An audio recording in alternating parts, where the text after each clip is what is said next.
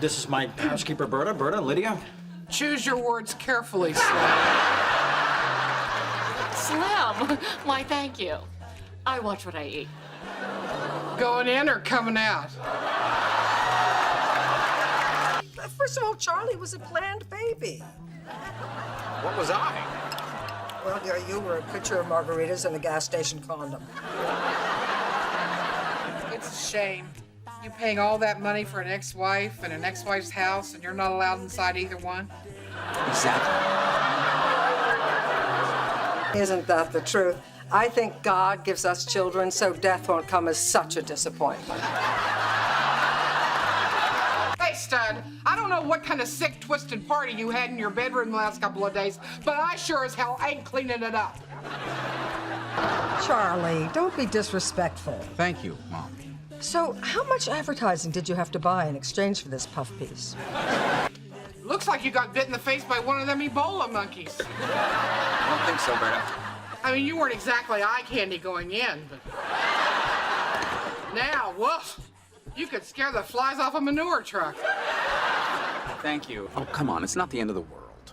Easy for you to say. You're not marrying into the Addams family. Oh, like you were a prize. Slipping a prenuptial agreement into my fiancé's menu?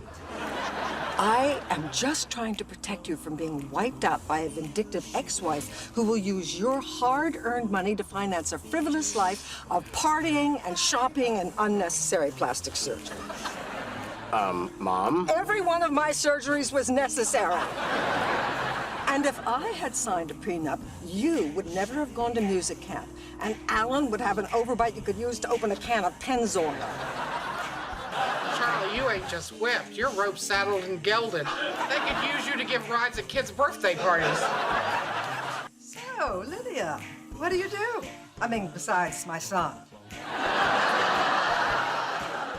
I'm in real estate. How interesting. So am I. Oh, yes, Evelyn Harper. I recognize you from your bus bench ads. People all over town are sitting on your face. Well, dear, maybe someday, if you work hard, people will be sitting on your face, too. Hey, Berta, how's it going? Back off, Zippy. You want pillow talk, you gotta spoon me first.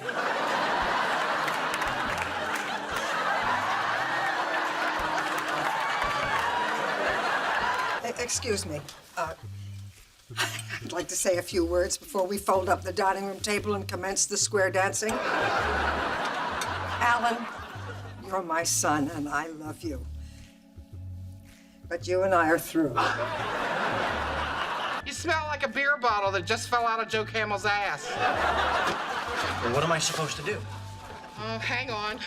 Let's see if I got anything in here that might mask your stench. Oven cleaner, no. Tidy bowl, no. How do you feel about taking a horse bath with a hunk of blue cheese? Anyway, I have to string Mr. Goto along until I have something to show him that actually is for sale. Oh, I understand. It's called a bait and switch, and it's a felony. Oh, well, look at you, taking the moral high ground. And with nary a bottle nor a whore in sight. Are you kidding me? Who knows more about girls than your Uncle Charlie? Warren Beatty, Bill Clinton, Rosie O'Donnell. As I said, Teddy's fine.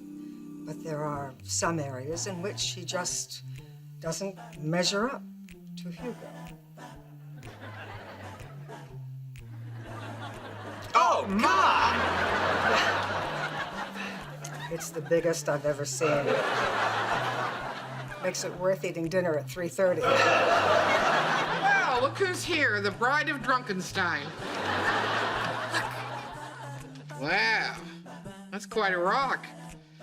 You know what we call babes with rings like that in my neighborhood? Stumpy. Oh, great. Now we have to put on clothes for breakfast. That's the least of our problems. All our leather gear is in the guest room. Super. Do you mind if I take your room?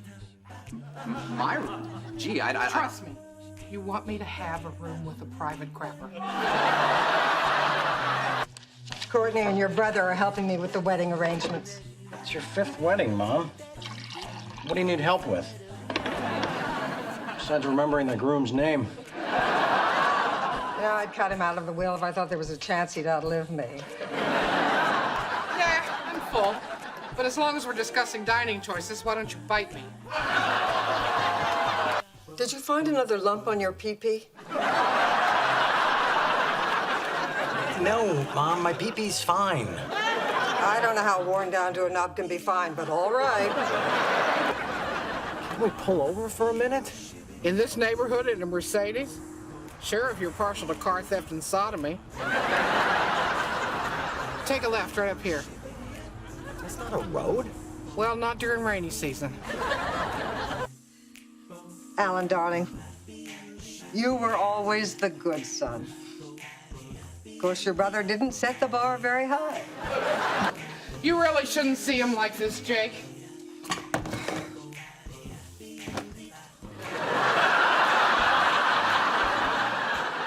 There, now you can enjoy your breakfast.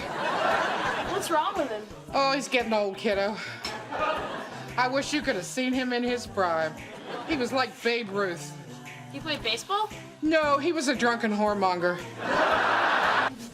Hello, Beatrice, darling. Lovely to see you.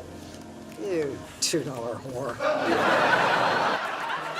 Yeah, well, you don't know what you're talking about because this relationship is not based on sex.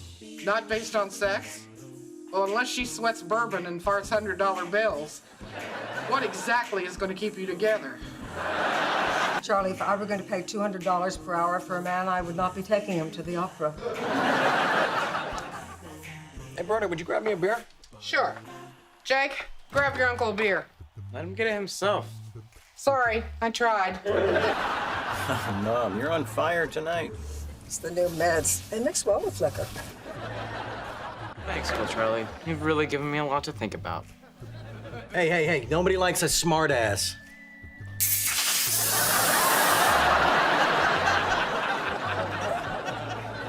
Not so sexy when it happens to you, is it? Oh, this looks interesting. 2-bedroom, needs work, up-and-coming neighborhood. What does that mean, up-and-coming neighborhood? Means the realtor didn't think he could move the house, saying drug-ravaged battlefield. You son of a bitch. So, you weren't the one who was... Of course not. I already married the man. I just can't believe he'd cheat on me on our wedding day. Excuse me? My father is lying here dead. With his pants around his ankles and lipstick on his hoo-hoo.